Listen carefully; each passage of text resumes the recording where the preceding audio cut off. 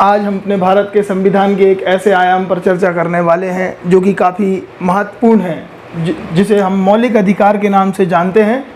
लेकिन दोस्तों, मौलिक अधिकारों को जानने से पहले आपको दो चीज़ों के बारे में ज्ञान होना चाहिए। आपने देखा होगा, एक तो होते हैं मौलिक अधिकार, ठीक है ना, और एक होते हैं मानव अधिकार। तो पहले अपन को इस चैप्टर से पढ़ने से पहले हमें ये पता होना चाहिए कि मौलिक अधिकार क्या होते हैं, मानव अधिकार क्या होते हैं, या दोनों सेम हैं या दोनों में कोई डिफरेंस है ना।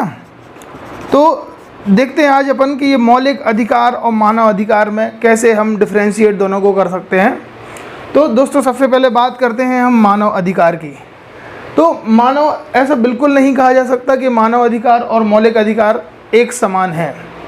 पहले बात करें हम मानव अधिकार की, तो मानव अधिकार वो अधिकार हैं जो मानव को मानव होने के नाते प्राप्त हुए हैं।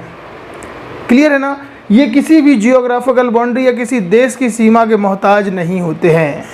मतलब मान के चलो, आपको एक एग्जांपल देता हूँ कि मानव अधिकार, आप सुबह से उठ के आपको 9 बजे नहाना है, तो ये कहीं कोई सरकार इसमें कुछ नहीं कर सकती। ये एक ऐसे अधिकार हैं जो आपको मानव होने के नाते आपको ये अधिकार प्राप्त हैं।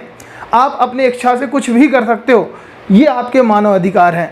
और मानव अधिकार कभी किसी देश की सीमा, किसी देश के संविधान से बंधे हुए नहीं होते हैं। क्लियर है ना। और बात करें अब हम अपने मौलिक अधिकारों की, तो मौलिक अधिकार वो अधिकार हैं जो हमें, जिस हम देश में रह रहे हैं उस देश की संबंधित संविधान के द्वारा हमें प्राप्त हुए हैं। हमें उनके दायरे में रहकर काम करना होता है। उसमें कुछ बाउंडेशंस होती हैं, अगर हम उनमें उनके बाउंडेशंस में रह के काम ना करें तो संबंधित सरकार हमें क्या कर सकती है, कोई भी हमें जुर्माना ठोक सकती है। तो क्लियर हुआ आप लोगों को मौलिक अधिकार और मानव अधिकार। तो ये तो था कि आपको ये बताया गया कि मानव अधिकार क्या होते हैं और मौलिक अधिकार क्या होते हैं। क्लियर है।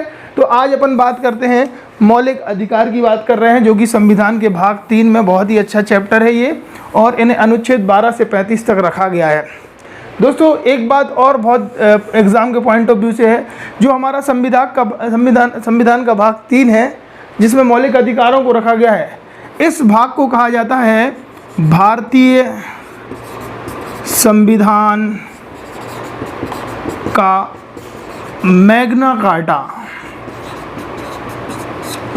ये कई बार एग्जामों में पूछा जा चुका है कि ये भाग 3 या भारतीय संविधान का मैग्ना कार्टा भारतीय संविधान के किस भाग को कहा जाता है। तो इसका आंसर है दोस्तों क्या, भाग 3। भारतीय संविधान के भाग 3 को भारतीय संविधान का मैग्ना कार्टा कहा जाता है। अब देखिए, आपको सबसे पहले एक आपके दिमाग में एक क्वेश्चन आ रहा होगा कि ये मैग्ना कार्टा, इस वर्ड का मतलब क्या होता है। तो दोस्तों, मैं आपको बता दूं कि ये मैग्ना कार्टा वर्ड कहाँ से लिया गया है। बहुत समय पहले आज आपको बताऊं, 13वीं सदी के आसपास इंग्लैंड जो हमारा एक देश हुआ करता है, इंग्लैंड के राजा ने इंग्लैंड की प्रजा को कुछ अधिकार प्रदान किए थे। इंग्लैंड के राजा ने इंग्लैंड की प्रजा को कुछ अधिकार प्रदान किए थे, और वो एक पत्र पर लिखकर पूरे में दर्शाए गए थे। जो वो पत्र था जिसमें उन अधिकारों का वर्णन था, उस पत्र का नाम था मैग्ना कार्टा। ठीक है ना दोस्तों। तो ये एक तरीके का ये पत्र था जिसका नाम था मैग्ना कार्टा, और ये वर्ड मैग्ना कार्टा हमने इंग्लैंड से लिया है। और मैग्ना कार्टा का अर्थ ये है कि मैग्ना कार्टा मतलब अधिकार। संविधान के इस भाग में आपको कुछ अधिकार मिले हैं, तो इसीलिए अपन इसको भारतीय संविधान का मैग्ना कार्टा कहते हैं। चलिए आगे बढ़ते हैं।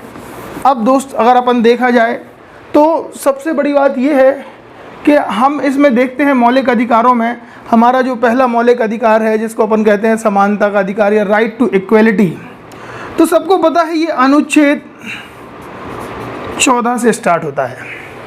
तो सबसे पहले बात आपके दिमाग में एक आ रही होगी कि जब ये अनुच्छेद 14 से हमारा पहला मौलिक अधिकार प्राप्त शुरू हो रहा है, तो ये अनुच्छेद 12 से हम क्यों लिखे हुए हैं यहाँ पे कि 12 से और 35 तक। तो अपन को इसके पहले बात करनी है कि अनुच्छेद 12 और अनुच्छेद 13 ये क्या हैं, क्योंकि जो मौलिक अधिकार हमारे स्टार्ट होते हैं वो होते हैं अनुच्छेद 14 से। तो सबसे पहले बात करी जाए अनुच्छेद 12। तो अनुच्छेद 12 जो है, इसमें राज्य शब्द को परिभाषित किया गया है। कौन से शब्द को परिभाषित किया गया है? राज्य शब्द को परिभाषित किया गया है। और इसमें साफ साफ शब्दों में लिखा हुआ है कि यहाँ पर राज्य का मतलब हर उस संस्था से होगा जो सरकारी या गैर सरकारी या सरकार से चलाई जा रही है। मतलब सीधा सीधा अब हम यहाँ पर जो राज्य शब्द का मतलब कोई स्टेट से नहीं लेंगे। यहाँ पर हम राज्य का मतलब कोई भी गवर्नमेंट ऑर्गेनाइजेशन या सेमी गवर्नमेंट ऑर्गेनाइजेशन उससे। तो दोस्तों 12 में क्या है? राज्य शब्द को परिभाषित साफ साफ शब्दों में किया गया है कि सरकार द्वारा चलाई जा रही कोई भी ऑर्गेनाइजेशन या अर्ध सरकारी हो उसको अपन क्या कहेंगे? राज्य कहेंगे। क्लियर है? और अब बात करी जाए अनुच्छेद 13 की, तो ये अनुच्छेद 13 जो है ये बहुत ही महत्वपूर्ण, और यूँ कहो कि अगर कोई आपसे बोले कि भारतीय संविधान का सबसे महत्वपूर्ण अनुच्छेद कौन सा है, तो आप अगर उसमें अनुच्छेद 13 शामिल है तो आप इसको ऑप्शन में ज़रूर टिक कर सकते हैं। देखिए ये इतना ज़्यादा इम्पोर्टेंट क्यों है अनुच्छेद 13। तो सबसे पहले तो अनुच्छेद 13 में जो है, अनुच्छेद 13 में आपको विधि शब्द को परिभाषित किया गया है। विधि शब्द को परिभाषित करते हुए हमारे अनुच्छेद 13 में लिखा हुआ है कि विधि का मतलब क्या होता है? संसद द्वारा बनाए गए कानून। क्लियर है ना? जो कानून है वही विधि कहलाती है। भारतीय संविधान में कानून को विधि नाम से रखा गया है। तो अनुच्छेद 13 इसकी परिभाषित करता है। और एक बहुत ही महत्वपूर्ण चीज़ जो अनुच्छेद 13 में लिखी है वो ये लिखी है कि इस अनुच्छेद में न्यायपालिका को यह पावर दिया गया है, भारत के संविधान द्वारा न्यायपालिका को ये मतलब एक तरीके का ये पावर दिया गया है कि कोई भी ऐसी विधि मतलब अभी मैंने बताया कानून, तो अनुच्छेद 13 में क्या दिया गया? न्यायपालिका को यह पावर दिया गया है कि कोई भी ऐसी विधि जो हमारे मौलिक अधिकारों के साथ तर्क संगत नहीं है या कहीं ना कहीं उस विधि के द्वारा हमारे मौलिक अधिकारों का हनन हो रहा है, तो ऐसे में न्यायपालिका उस विधि को गैर संगत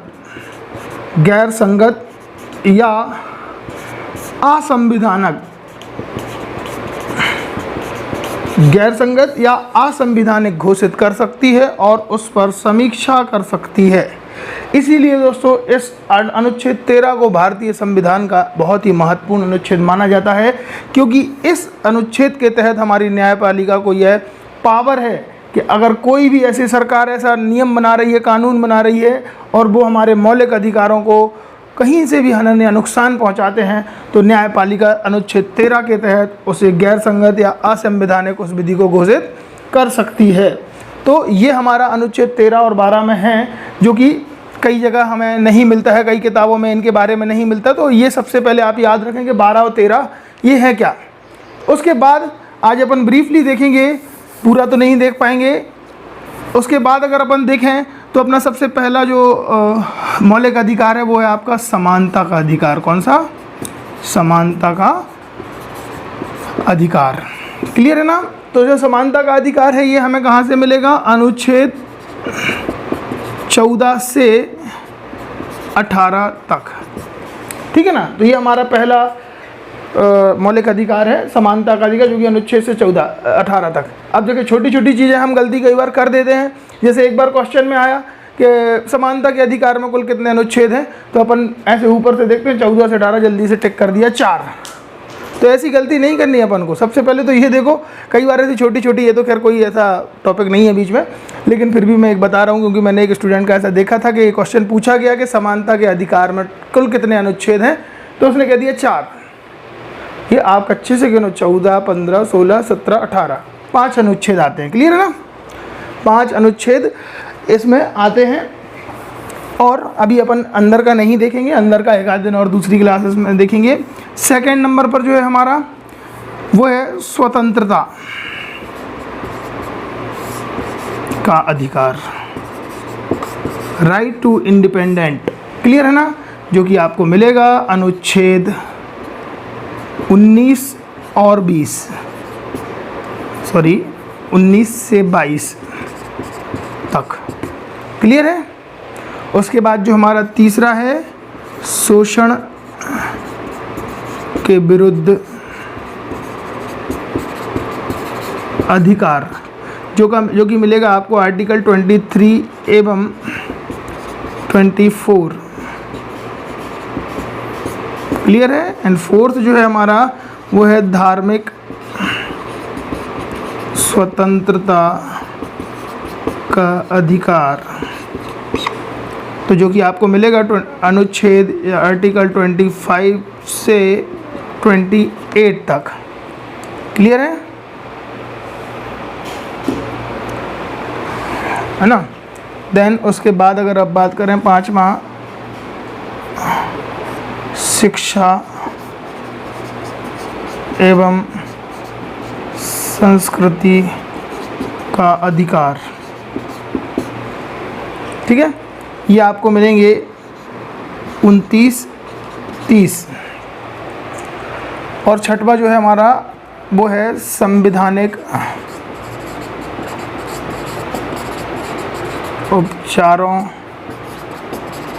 का अधिकार, जो कि मिलेगा आपको आर्टिकल 32 में। अब आपके दिमाग में एक क्वेश्चन और आ रहा होगा कि यहाँ से अपन सीधा सीधा सारे अनुच्छेद, बीच में एक आर्टिकल 31 ये गायब, मिसिंग है ना। तो ये मिसिंग कहाँ हो गया है? तो दोस्तों आपको बता दूं कि एक हम इसके पहले हमारे 7 ये हुआ करते थे स्वतंत्र मौलिक अधिकार, लेकिन अब प्रेजेंट में ये 6 बचे हैं। 84वां संविधान संशोधन, इसके तहत हमारा जो एक जो हटा दिया गया है, जिसको आर्टिकल 31 में पढ़ते थे, जिसको बोलते थे संपत्ति का अधिकार। तो 84वां संविधान संशोधन करके इस संपत्ति के अधिकार को मौलिक अधिकारों में से हटा दिया गया है। अब संपत्ति का अधिकार एक विधिक अधिकार है। कैसा अधिकार है? अब ये मौलिक अधिकार नहीं है, ये एक विधिक मतलब एक कानूनी अधिकार है, और इसको यहाँ से उठाकर अनुच्छेद 300A में रख दिया गया है। क्लियर है ना। यहाँ से संपत्ति के अधिकार को 84वां संविधान संशोधन करके इसको एक कानूनी अधिकार, मौलिक अधिकार से हटाकर एक कानूनी अधिकार बनाकर और अनुच्छेद 300A में रख दिया गया है। इसलिए ये यहाँ पर 31 मिसिंग है। लेकिन इस 31 मिसिंग में, ये जो मिसिंग है इसमें कुछ चीज़ें हैं जो अपन जब इनको डिटेल में पढ़ेंगे तो अपन देखेंगे कि आर्टिकल 31 में अभी क्या बचा है। क्लियर है। तो ये है आपका मौलिक अधिकार के बारे में एक छोटा सा ओवरव्यू। इसके बाद अपन एक एक को पर्टिकुलर बाद में आने वाली क्लासेस में सब चीज़ों को और ऐसे उठाएंगे और उनसे रिलेटेड जितने भी मुद्दे हैं, अभी तक जो भी मुद्दे हुए हैं, उन सब पर हम चर्चा करेंगे सेपरेटली। सबको एक एक दिन हमें देना पड़ेगा। और हमारा मौलिक अधिकार जो कि बहुत ही खूबसूरत पार्ट है हमारे भारतीय संविधान का और काफ़ी एग्ज़ाम के पॉइंट ऑफ व्यू से बहुत ही महत्वपूर्ण है, तो इसको आप लोग भी देखें। और अगली क्लास जब भी मैं लूँगा तो उसके बाद अपन समानता के अधिकार से स्टार्ट करेंगे। Okay, thank you.